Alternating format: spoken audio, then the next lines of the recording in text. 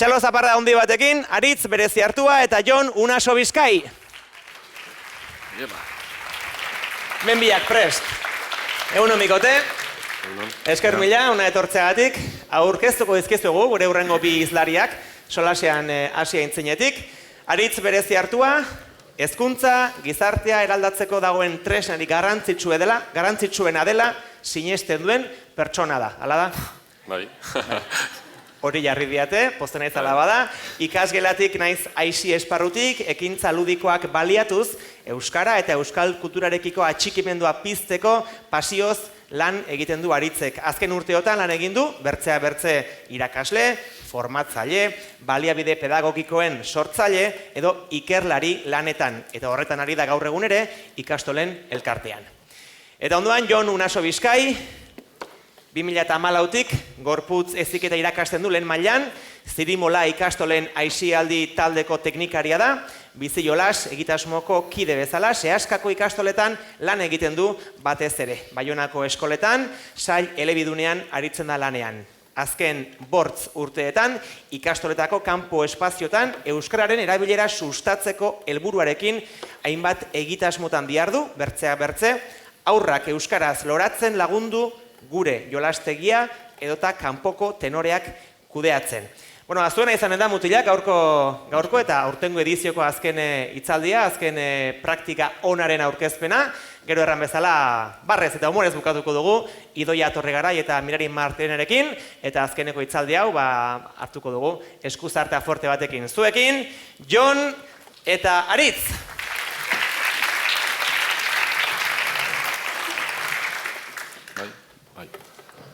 Guardion, ja goiza pasa dugu. Eta, bueno, pentsatzen dut ja bukatzeko guakin egon gozatela. Oso gauza interesgarriak entzun ditugu, eta, bueno, guk ere ikasi dugu hortik, eta eskerrak eman, hemen egoteko aukeragatik. Azkenak izatea edo tokatu zaigunez, pixka bat harin-harin egiten saiatuko gea, gehiegi sakondu gabe teorizazio mailan eta hola, eta pixka bat gaur egun gure esku hartzeak zertan diren ezagutaraztea izango genuke helburu bezala. Izenburu hori eman dugu, hori izan zelako pixka bat, Xilaban, Seaskan, aisia esparrua, berariaz gela barruko jardunaren parean, pentsatu, hausnartu eta antolatu diseinatzeko edo behar izan genuen bultzada edo, formakuntza bat izanen da, gero pixka Jonek esplikatuko diguna zer den, eta horre jarri gintun pixka bat, aisia esparru horri duen garrantzi hori eta aitortza hori, merezioen aitortza hori, pixka bat gure eguneroko jardunean, berdigunean ezartzera. Aipatu nahi genuen, hori pixka bat gu ikastolen elkarteko langile gehala, eta Euskal Herri oso zabalean esku hartze ezberdinak egiten ditugula Zirimola aisialdi taldean baitan. Izan udalekoak, egonaldiak, formakuntza, Aiziola Begirale eskola dago, zuzendarien eskola ere badago, askotako jarduerak egiten ditugula, baina gaur esplizituki pixkat Seaskan egiten dugun esku hartzeak aipatu nahi genizuen. Alde batetikan, gorputz hezkuntzako saioak bideratzen ditugu, formakuntzak ere eskaintzen dizkegu irakasle berri eta ordezkoei, eta daudenei ere, eta gero, pixka bat, eremu formal horren baitan, identifikatu dauzkagun aisia esparru horietarako, langile zitzaile ere formakuntzak ematen dizkegu, orain esku artean ere badugu ekintza ikerketa bat martxan, ze asko gure behaketatik edo gure usteetatik edo ez datzen dituen ondorioa dira eta horiek objektibizatzeko bide hortan edo nahikeri hortan ikuste genuen garrantzitsua zela eta gero kanpo espazioak eraldatzeko prozesu hortan aholkularitza edo eskaintzen dugu. Hemen lehen proiektu bezala edo gure esku hartzeetako egitasmo bat izan da ikastolen arteko jolaskoko topaketak. Jolaskoko topaketa hauek prestatzen dugu programazio bat, gorputz hezkuntza, hau da, gela barruko jardunari lotua dena, progresio didaktiko batekin, eta hor asmoa izaten da, pixkat metodologia edo ez da guk jolasa proposatuta aurrak aritzea, bai? Pixka bat beste metodologia mota batekin bizipen anitzak eskaintzen dizkiegu. Bai, aurten gainera justu Euskara mian eta bizian ditu dugu sekuentzia, eta esplizituki hizkuntzarekin jolastuz, bai, jolas motoreak, gorputza adierazpenei lotutakoak, pixkat jolasaren dimentsio zabalean, progresio bat eskaintzen diegu. Eta gero, 8 bat saioz edo aritzen gara, eta gero bukaeran egiten duguna da, eta kompetentziak ebaluatu behar ditugun hortan, ikaslea jartzen ditugu sortzen. Hau da, izan dituzten bizipen guzti horiek, bai, saio bukaeran nola sentitu diren eta zer maitatu duten edo jasotzen dute liburuxka batean, eta 8. saioan beraien oroitzapenak eta bizitak horren laguntzarekin ikasle bakoitzak bere jolasa sortzen du. Bizipen guzti horietatik, gozamena sentiarazien bizipen horietatik, jolasa sortzen du. Gero talde txikitan, elkarri jolas hori aurkezten diete, jolas horretan aritzen dira, eta ondoren taldeko jolas bat hautatzen da. Hautatu edo beste berri bat sortzen da. Hurrengo saioan egiten duguna da talde txikikako planteamendu batekin, jolas horiek bizi gelan denen artean. Eta hortik hautatzen da gelako jolas jokoa. Eta gero bukaeran egiten duguna da ikastolako jaialdi moduko bat, nun gela ezberdietako jolas jokoak bizitzen dituzten, errotazio sistema baten bidez, eta horra hautatzen da ikastolako jolas jokoa zein den. Zergatik, ondoren antolatzen ditugulako ikastolen arteko topaketak nolabait kolegioari lotuta. Hau da, kolegioa balin bada ziburukoa, ziburu inguruko ikastoleen arteko topaketa bat iten da, eta horrek ere bide ematen du ikasleak kolegioera iritsi aurretik elkar ezagutzeko. Eta beraien adierazpen horiek, beraien baitatik, nahietatik, beharretatik sortu diren jolas horiek, bestei erakutsi, eta horrek ere nolabait komunitate horrekiko, eta harrotasun bat, eta atxikimendu bat ere pizten du.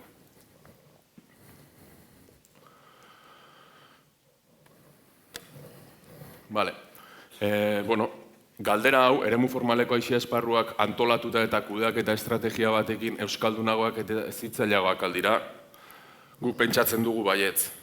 Baina beti, aisia esparruaren izaera informal hori atxikita. Ezin dugu gela barruko jardunaren, edo zuzentasunaren, edo hildo hortatik jo. Pentsatu behar dira, diseinatu behar dira, baina izaera informal hori atxiki behar da. Eta, pixka bat galdera honi erantzuteko edo esku hartze ezberdinak edo aurkeztuko izkizugu. Beraz, Aritzek aski aurkezpen oroko egin du. Baina gaur zentratuko gira gehiagogu kanpoko tenoretan, jolas garaiak ere deitzen direnak, baina kanpoko tenorak deitzen nahiago dugu termino orokorrago bat delako. Hor egin ditugun hausnarketetan eta sortu ditugun formakuntza eta beste proiektu desberdinetan. Lehena Aritzek jadanik aipatu du, aurrak euskaraz loratzen lagundu deitu ginuen, eta pixkat mugarritzat jotzen dugu lehen proiektua izan zelako gai horren inguruan, 2018an egin ginuen, sortu ginuen. Eta hori sortu zen pixka bat sehaskako ikastoletako ezitzailei edo langilei haiek formulatu zuten behar bati erantzuteko. Formakuntza behar bat helarazi zigutelako, kanpoko tenore horietan ikasleen arteko harremana eta euskararen erabilera bi gai horien pixka bat lantzeko.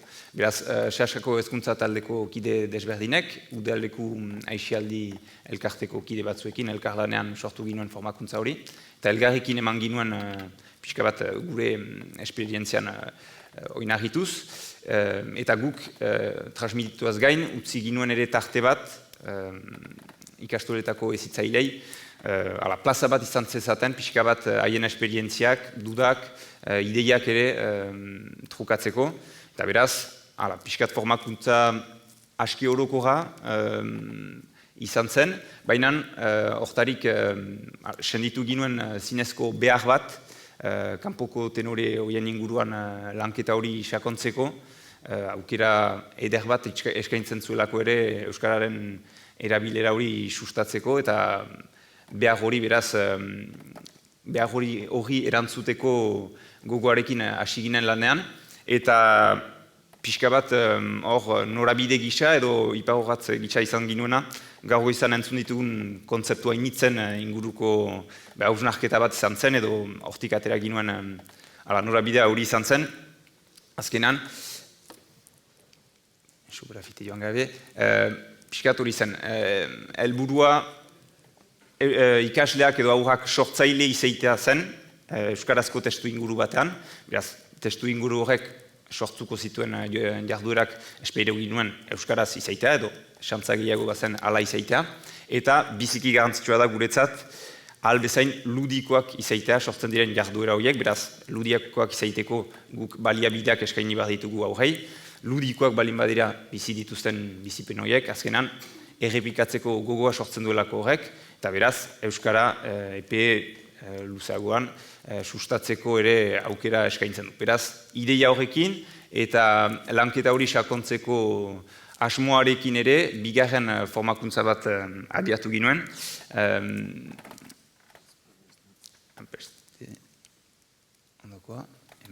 Gure jolastegia deitzen dena, eta Aritzek ere mantzuen beraz 2008an Ortzaizeko ikastolan lehen esperientzia hori.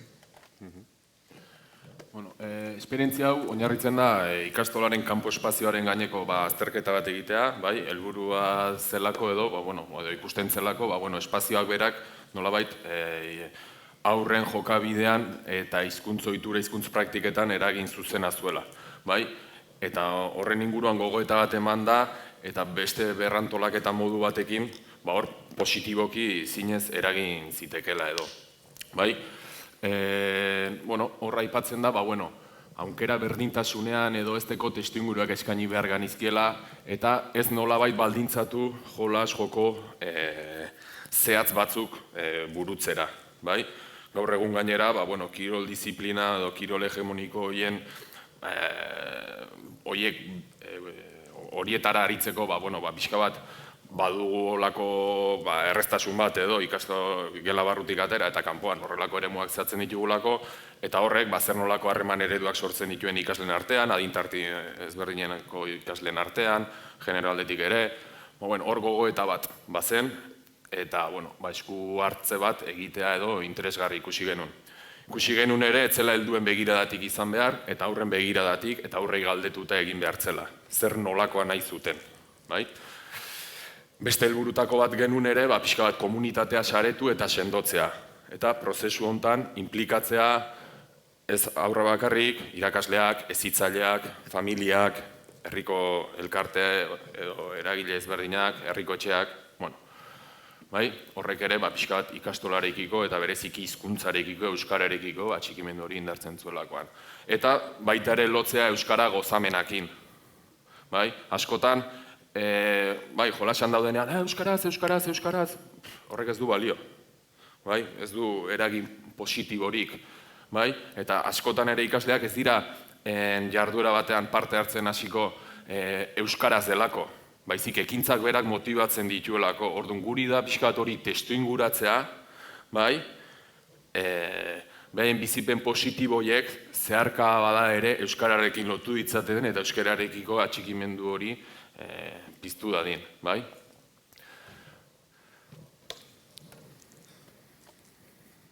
Lau faseko prozesu bat izan zen. Diagnostiko bat, bilduma lan bat, diseinua eta gero gauzatzea. Diagnostiko hortan lau ekintza burutu genitun. Ikaslei galdetegi bat pasa genien, nun aritzen ziren eta nun ez, eta zertara eta norekin. Nun bai eta nun ez hori, plano batzutan, gometxa bidez ezartzen dituzte, modu anonimoan, baina bai generoa eta bai adina identifikatuta. Gero, ideien kutsak zabaldu genitun. Hau da, asteburutan edo familiekin ateraldiak egiten denean, edo toki ezberdinetan juten ganean, eta bizipen positibo hori dutenean edo, argazki hartu edo marrazki bat eta kutsa hortan sartzen. zuten. Gero, pixka bat tokian tokiko identitate izaera hori ere nolabait errepresentatu egon zedin espazio hortan, herritik ateraldiak egin genituen. Egin genituen, eremu natural batera, basora atera ginen, gero atera ginen ere herriko plaza edo horrelako eremu formal batera, eta eremu estandarizatu batera ere atera ginen. Gero, eremu estandarizatu hortan, ez genituen baloiak eta olako gauzakatea, beste nola baiteko tresna batzuk utzi genizkien. Guk ere provokatu nahi genulako, gozamena sentitzea, baina...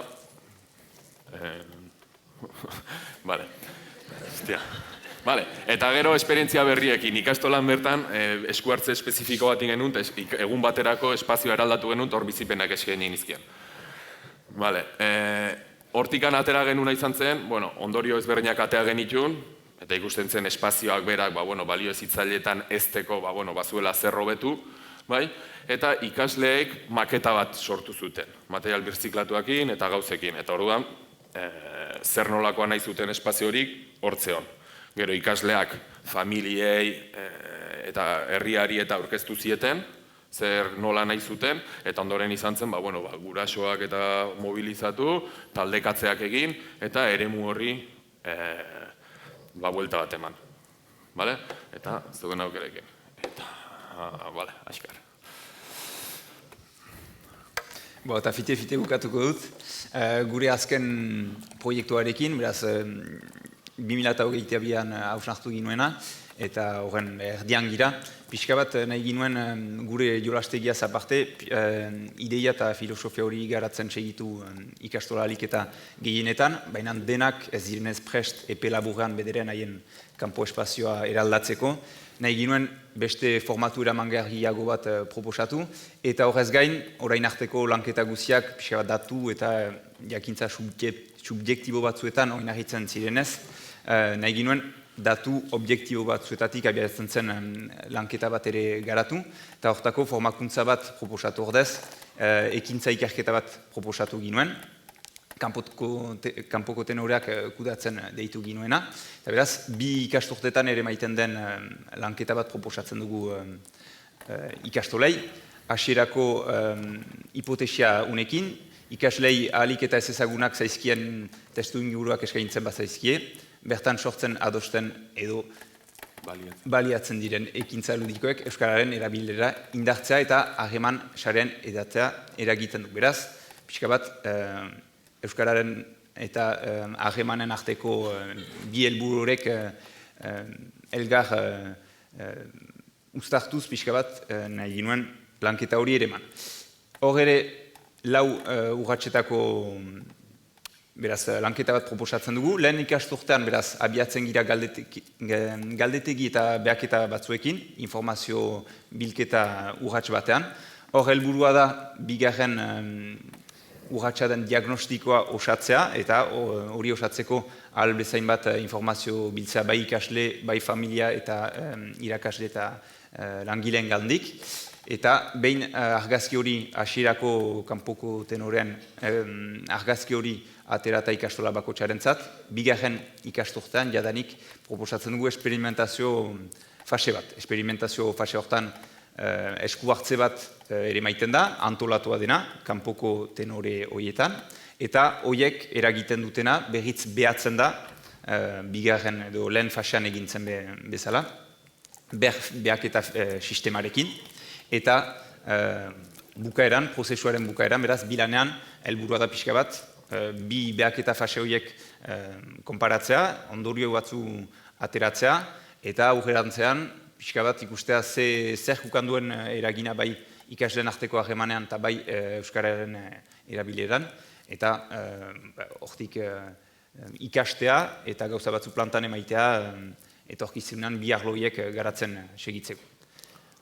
Bukatzeko komentatu gabe, erran dizuet lanketa horren erdian gira, beraz bi ikastoletatik jasoitugun behaketa batzuen emaitzak partekatzen ditut, aski esanguratsuak dira, batean pixkat agertzen dira, beraz behatuak izan diren jarduerak eta horietarik zenbat euskaraz izan diren.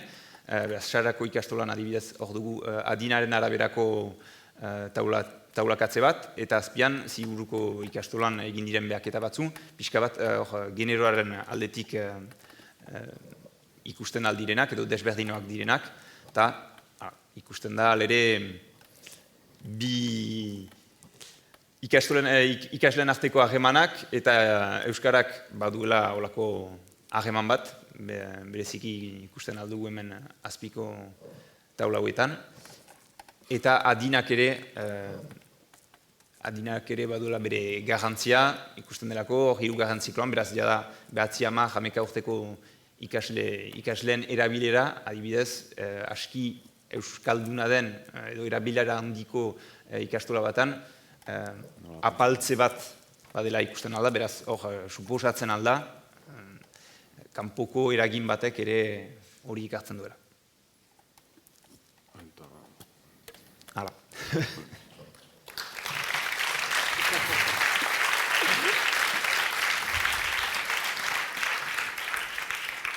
Eskerrik asko bioi, Aritz eta Jon, eta azken hitzaldia zenez, azken aukera galderak, zuen burutazio, hausnarketa, komentarioak partekatzeko. Mikrofono hurbilduko dizuegu nahi duzuen hoi, zuena da hitza.